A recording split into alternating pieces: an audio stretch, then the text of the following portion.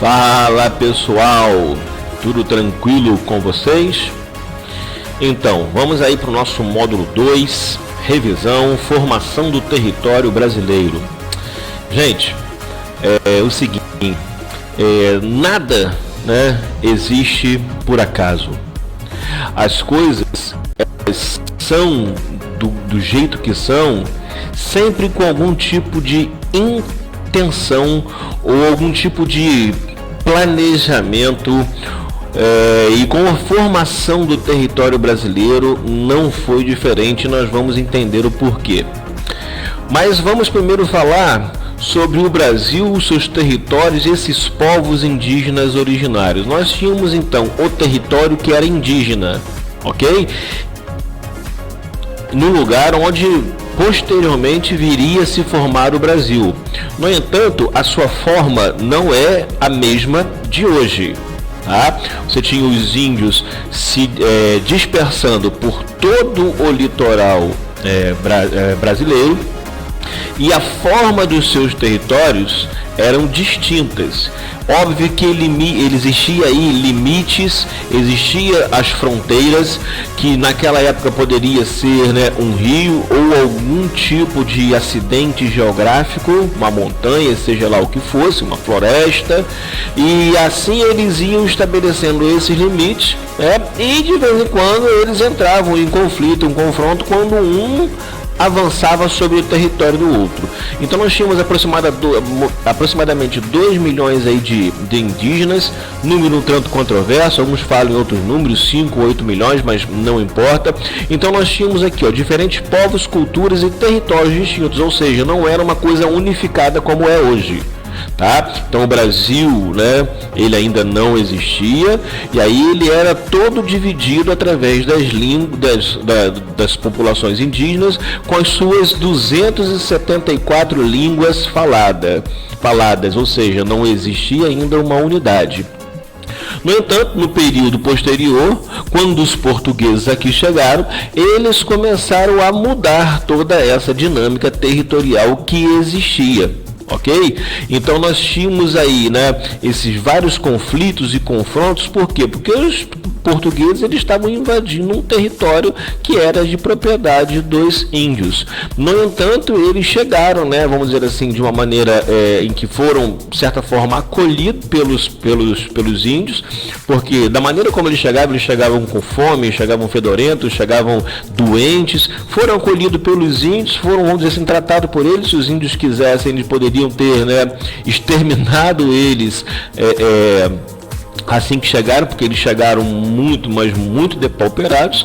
E no entanto, né, os índios não fizeram isso, porque era da cultura dele assimilar, né, pessoas diferentes, culturas diferentes, e aí os índios acabaram por levar, né, na sequência aí, uma facada nas costas, quando eles se deram conta daquilo que representava o branco na vida deles. Já era tarde demais. É por isso que existe hoje tanta resistência de certos grupos indígenas com a população nativa, com a população branca. Causou-se então essa diminuição. Isso nós tínhamos 2 milhões antes da chegada dos portugueses. Nos dias atuais nós temos menos de 900 mil. Em função de quê? Em função da violência, em função das doenças que eram contraídas, para as quais eles não tinham anticorpos, aí, né? Pandemia, Covid-19. Por que ela está matando as pessoas? Porque nós não temos anticorpos para esse antivírus ainda. É por isso que ele mata. Uma gripe, né, uma gripezinha, um resfriadinho se transforma numa pneumonia e acaba matando as pessoas, principalmente aqueles que são considerados os grupos de risco, tá? Nesse censo aqui, que foi feito em 2010, nós tínhamos menos 900 mil, é um número também que não é um número, vamos dizer assim, que possa ser fiel, verdadeiro, em função de quê? Em função da autodeclaração. A pessoa se declara indígena ou não. Então esse número pode variar. Uma outra informação é que esse ano nós não teremos o censo, tá? Devido à pandemia do Covid-19, o censo que acontece de 10 em 10 anos, que tem várias utilidades além da contagem da população. Mas vamos ver como se deu aí essa expansão do território, da maneira como ele foi formatado, vamos dizer assim. Então nós temos aí uma expansão territorial que se deu através de quê? De uma intensa exploração econômica. Não à toa que nós somos fomos uma colônia de exploração, a começar com o estabelecimento de capitanias hereditárias, que eram faixas de terras doadas aos nobres portugueses para que eles pudessem, nessas terras, garantir a posse do território e explorar também as suas riquezas, de início com o pau-brasil e outros recursos naturais. Tudo aquilo que eles iriam encontrando como recurso, eles foram se apropriando, tá? Nós temos então vários ciclos econômicos no Brasil. Tivemos aí o ciclo do açúcar entre o século XVI e o século XVII, com as monoculturas. Começou-se a ocupação pelo litoral, por eles terem chegado pelo litoral e por estar mais próximo também aos locais de exportação desses gêneros que eles aqui se apropriavam, seja da cana-de-açúcar, seja do pau-brasil.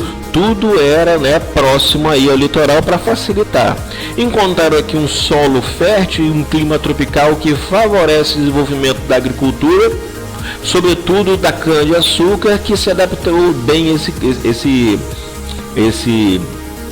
esse clima, ok? E aí com uma exploração de trabalho escravo. Isso também atrasou muito o desenvolvimento econômico do Brasil. E quando ele fala de trabalho escravo, está falando de trabalho escravo de índios e de negros, não só da população negra, porque os índios também foram escravizados à exaustão, tá? Então tudo aquilo que eles criavam em termos de infraestrutura era voltada para garantir essa exportação. Então não havia preocupação em construir nada que fosse para, por exemplo, trazer para a população que aqui residia algum tipo de benefício.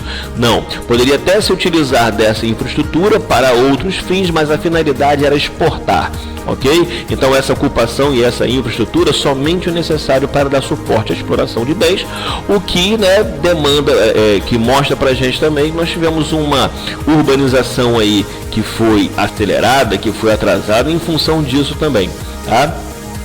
E aí como é que eles foram, né, por o interior? Como é que o Brasil ele vai saindo do litoral e indo para o interior? Mais uma vez com o avanço das atividades econômicas, como por exemplo da pecuária, Rio dos Currais ou Rio São Francisco, pela ação dos bandeirantes que iam também se interiorizando em busca de metais preciosos também para capturar índios. Temos também a pecuária aí, né, como já foi dito, né, o interior é mais ligado à agricultura, ali ele repetiu, né, a pecuária avançando para o interior. E a ação dos jesuítas que buscavam fiéis. Eles buscavam sobretudo converter os índios ao catolicismo, à sua própria fé, fazendo com isso eles perdessem a sua identidade e assimilassem a cultura europeia, que segundo eles era a melhor que podia se haver naquele momento. Temos também aí a mineração já no século XVIII, ok? Por exemplo, em Minas Gerais, e aí nós temos os problemas que ocorreram lá em Minas Gerais devido à exploração mineral, a gente sabe, né, de Mariana e de Brumadinho. Vamos falar isso mais para frente. E aí nós temos essa rápida ocupação no interior e expansão do território português sobre o espanhol pelo Tratado de Tordesilhas. Por que não houve esse confronto? Porque os espanhóis, diferentes dos portugueses, logo que eles chegaram, eles encontraram em quantidade significativa metais preciosos, ouro e prata. Já os portugueses não, porque aquilo era o que se tinha de mais valorizado no mundo como um todo. Era o que?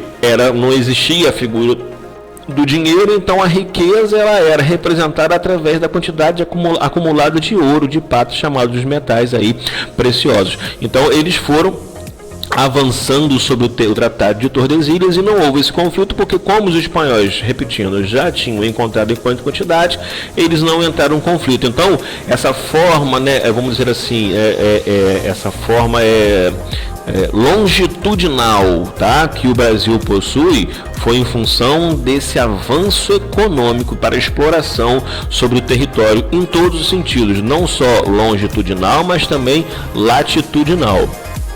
E tivemos aí, né? Só que como no Brasil não tem muitas riquezas, né? Não tinha muitas riquezas como na América espanhola, eles fizeram uma espécie de retorno ao litoral e deram início ao algodão e ao café, que são cultivos aí ditos estratégicos, que são o que? Matéria-prima para você poder fabricar roupas e o alimento. O café também era um produto muito apreciado e muito valorizado na Europa e nos países para quais eles eram exportados. Temos também a borracha. Aqui no algodão e café, fazendo um parênteses, era mais voltado na região sudeste e na região nordeste, devido ao clima propício a isso, o solo fértil, assim como foi a cana-de-açúcar.